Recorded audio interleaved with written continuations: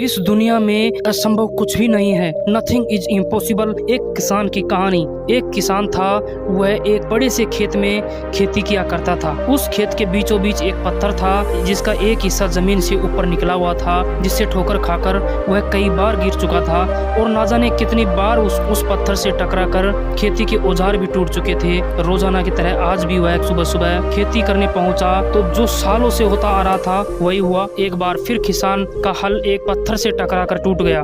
किसान बिल्कुल क्रोधित हो उठा और उसने मन में सोचा कि आज जो भी हो जाए वह इस चट्टान को जमीन से निकालकर इस खेत से बाहर फेंक देगा। वह तुरंत भागा और गांव से 4-5 लोगों को बुला कर लाया और सभी को लेकर वह उस पत्थर के पास पहुंचा। किसान बोला, भाइयों ये देखो, जमीन से निकले चट्टान के इस हिस्से ने मेरा बहुत नुकसान किया है और आज हम सभी को मिलकर इसे जड़ से निकालना है और खेत के बाहर फेंक देना है। और ऐसा कहते ही वह पहाड़ी से पत्थर के किनारे पर वार करने लगा। पर ये क्या, अभी उसने 1-2 बार ही मारा था कि पूरा पत्थर का पत्थर ही जमीन से निकल गया। साथ खड़े लोग भी अचरज में पड़ गए और उन्हीं में से एक ने हंसते हुए पूछा, क्यों भाई, तुम तो कहते थे कि वो तुम्हारे खेतों के बीच में एक बड़ी सी चट्टान दबी हुई है, पर ये तो एक मामूली सा पत्थर निकला। किसान भी आश्चर्य में पड़ गया। सालों से वह जिसे एक भारी भरकम चट्टान समझ रहा था, दरअसल वह बस एक छोटा सा पत्थर था।